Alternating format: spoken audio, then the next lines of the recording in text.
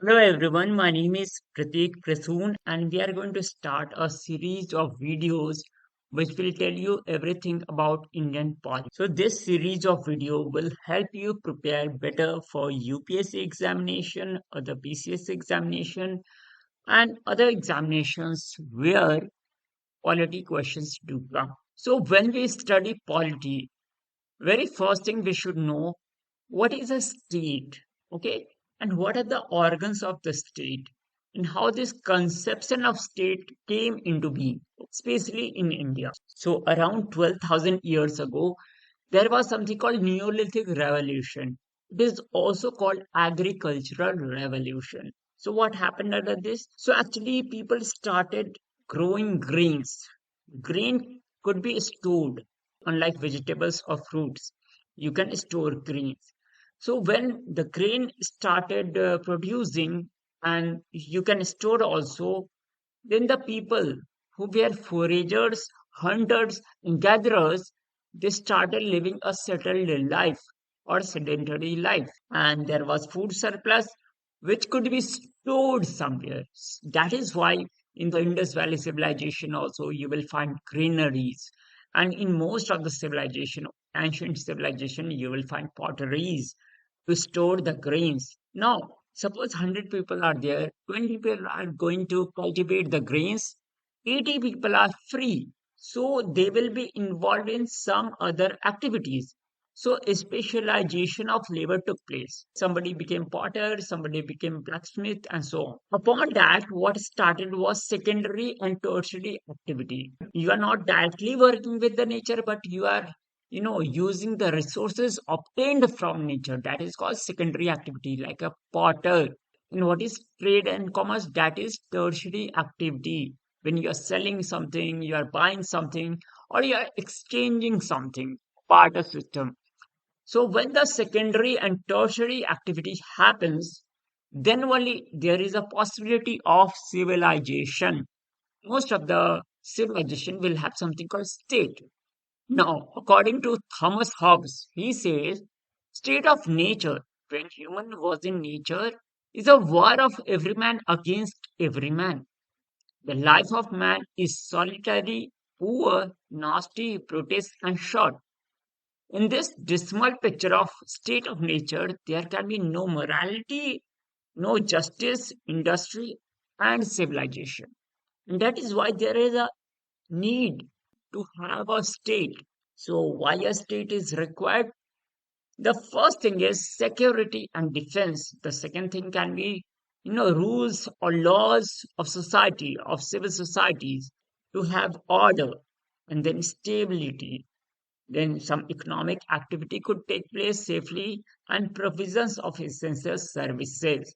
For these things, people decided to live together in community, in group, and that was called societies. A state was formed. Now, Indian civilization was always identified as distinct geographical, cultural, and later political entity.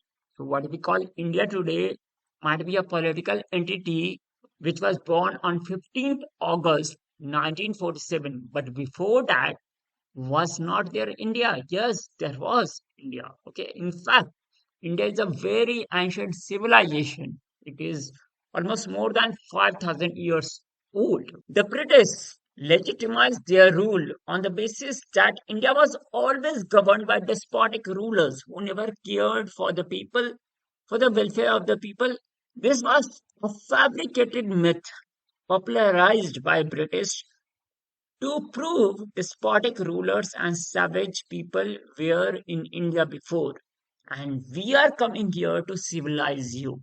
That was their propaganda. So it is not a nation state. India is not a nation state, as the nation state will come in Europe, where one nation will have common language, common history, culture, everything. It is not a nation state in that sense, as in Europe. It is a collection of many nations. India is a collection of many nations. So I will also tell you what do we mean by nations when we talk in political terms.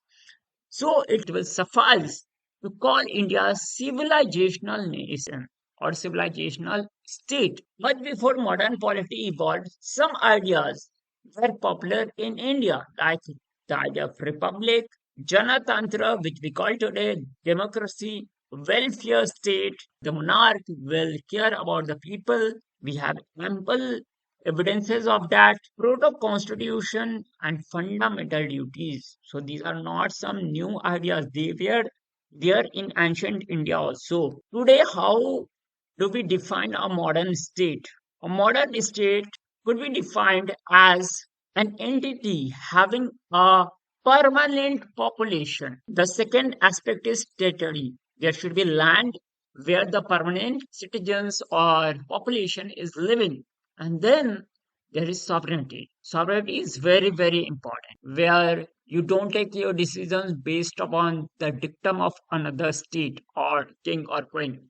You take your own decisions. And then the last thing is government. There is either elected government or a monarch or maybe oligarchy. It can be anything. But these are the four requirements to be a state. A question came from this in UPSC prelims a few years ago. Now, the three concepts are important. The first one is state. What is a state? State is a political term. What is a nation? A nation is a cultural term in politics. Okay, when we are going to study politics, there the nation means cultural term. Like the people speaking Bengali belong to one nation, and similar things are there. A country is a geographical term. Country is generally seen as a geographical terms which is bounded by rivers, mountains, and so on. Now come to the concept of jana. During Greek Vedic times, legitimacy was gained through two of the assemblies. They were Sabhas and Samiti. Samiti was assembly of commoners, whereas Sabha was assembly of elders. In the later Vedic times, women were not allowed to attend Sabha and Samiti. The post of Rajan became hereditary. We hear the term like Yuvaraj. Now I told you about Jana. Jana, the Jana word means tribe in the Vedic period. This Jana means tribe.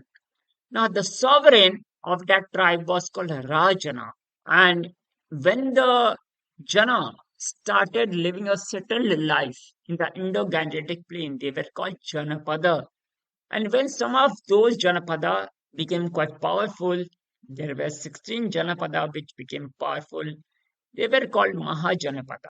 And democracy, as we know today, is called Janatantra. Janatantra. So this word Jana has significance. Initially, what happened? The system of government which was there, that was monarchy. One individual or clan or family or dynasty used to rule. If some people, a handful of people want to rule over lakhs and thousands of people, then you should have a legitimacy. From where that legitimacy is going to come? For that, divine legitimacy was used not only in India but world over. In monarchy, most common legitimacy is the legitimacy of God. They will try to show divine legitimacy. That is why Ashoka used to call himself Devanampiya. Okay, Devanampiya, who is dear to God.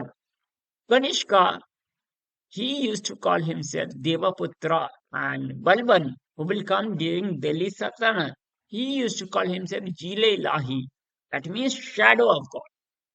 And Akbar, he used to say that I govern by Farje Ijadi, that is by the command of the God. Okay, they are saying because the God has commanded us, we are ruling you. Yes, some of the despots are there, but there are ample examples to show they were not despotic, rather paternal rulers. Okay, that we are going to see. Now, when we talk about the first pan-India empire, it was Mauryan Empire. Now, the Mauryan Empire, and even before that, before the Mauryan period, India had evidences of something called welfare state. So this in the map, as you could see, this is your Magad. The Magad was one of the Janpad which expanded when Avanti came in and which further expanded during the times of Nanda and during the times of Chandragupta Maurya and Ashoka, it expanded to become pan-India Rashtra. Now, what is the meaning of Rashtra? A state, you can see, Indian conception of state. Now, why it was called so? Because there was something called standing army, a army which is always ready to fight. You will not have to mobilize people. There are people ready for fighting. It is standing army. The evidences of evolved taxation is given in Arthashastra. Similarly, it has also legal judicial system. Okay, if you are going to do a crime, you will get punishment. Diplomacy was there in the times of Chandragupta Maurya, Bindusara, and Ashoka.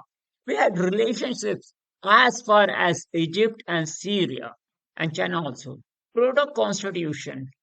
I can say that the Ashokan edict or other edicts also sometimes they have duties of a particular state functionaries as well as duties for the citizen and what should be done, what should not be done. So we can say it has some element of proto constitution. Now they were welfare state that we are going to see. Vaishali, which I told you earlier, was first republic of world.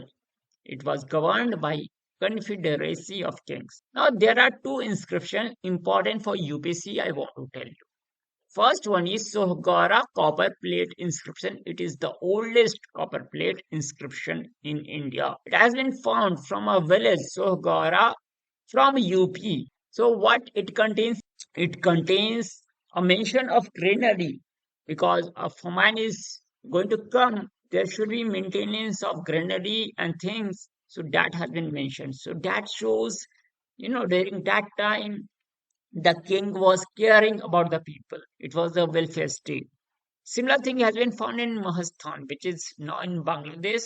So there also the mention of postaghar is there, which is nothing but similar to PDS. So we can see some element of welfare state is there. Now there is something called Sudarshan Lake that is also quite popular.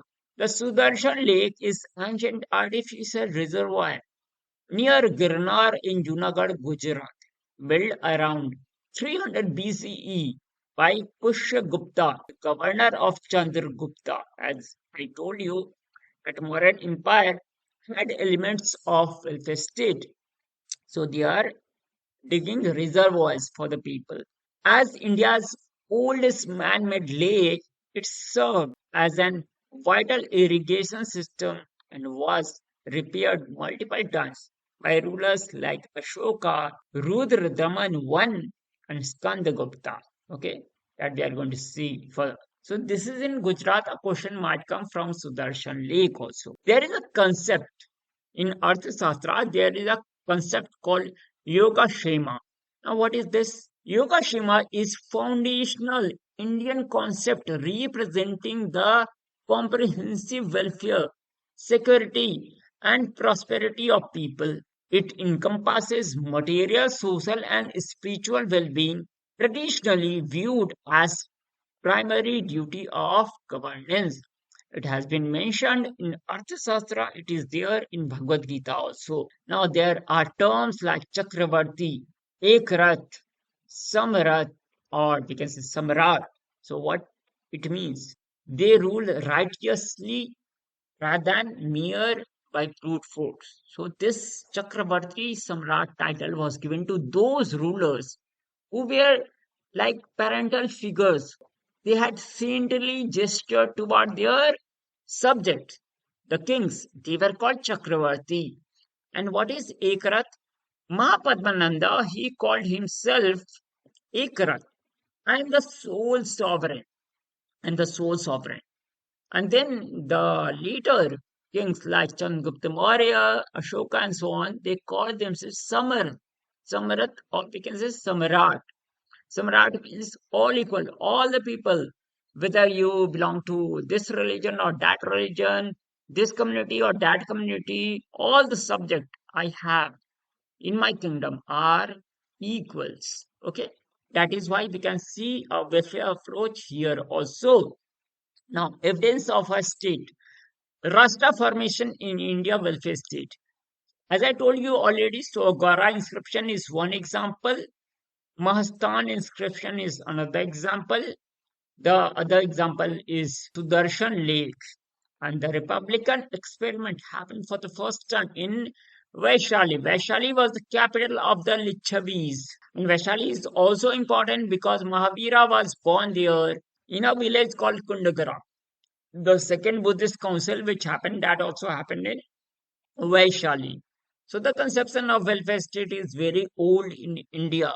Now, during Gupta period, what happened? The first thing I want to tell you, the concept of panchayat, which we see today, is coming directly from there. One of the earliest epigraphic mention of the word panchayat or closely related forms such as panchamandali or panchayat is associated with inscription from Sachi dating to the reign of Chandragupta II. So there has been mention of Maharaja Dhiraj Chandra actually is the name. Okay, so we can see democratic decentralization of governance was there since 4th century CE. So this concept, this can be asked in the UPSC, and this information I have taken from Upinder Singh. Okay, the second thing it says village councils were headed by Gramikas and Mahattaras, were responsible for local administration, resolving disputes, and managing land transaction, much like the people in panchayats. Okay, so Gramikas were village headmen. A UPSC question came from this. Mahattaras were village elders. A match the following question came from this in the UPSC. Now come to Skandagupta. Because we are talking about Gupta period, we should know about Skandagupta. So there was Sudarshan Lake built by the Mauryans. Okay, Chandragupta Maurya built that. It was repaired by Ashoka. It was also repaired by Rudradaman I. The third repairing happened during the Gupta period. As you can see, Skandagupta restored the Sudarshan Lake after its embankment was breached by heavy floods during his reign. This restoration is recorded in Junagadh rock inscription of Skandagupta. So there is a Junagadh rock inscription which is also called as Girnar inscription of Rudaman I, and that is the first chaste Sanskrit inscription. But we are not talking about that. We are talking about Junagadh rock inscription of Skandagupta.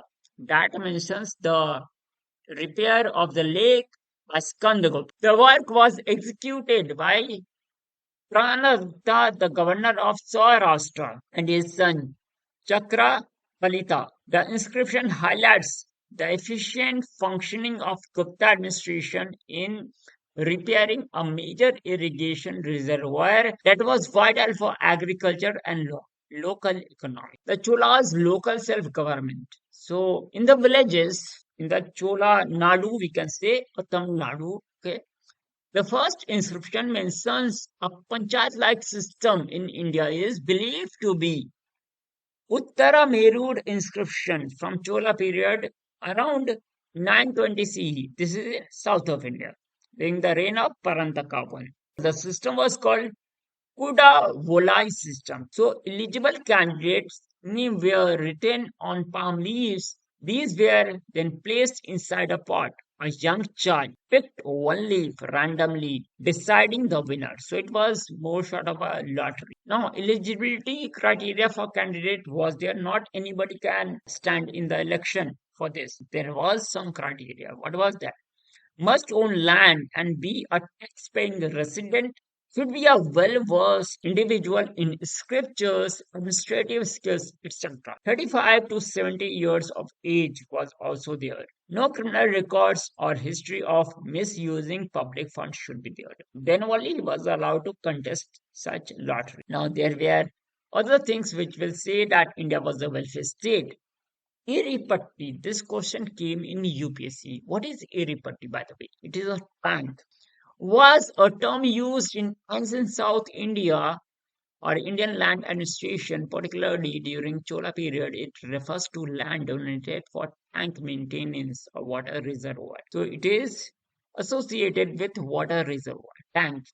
Then there was Devadana, land gifted to temples. Brahmadeva was land right granted to Brahmins. Parichandam was land donated to Buddhist or Jain monasteries, and Velan Vagai, land owned and cultivated by non-Brahmins.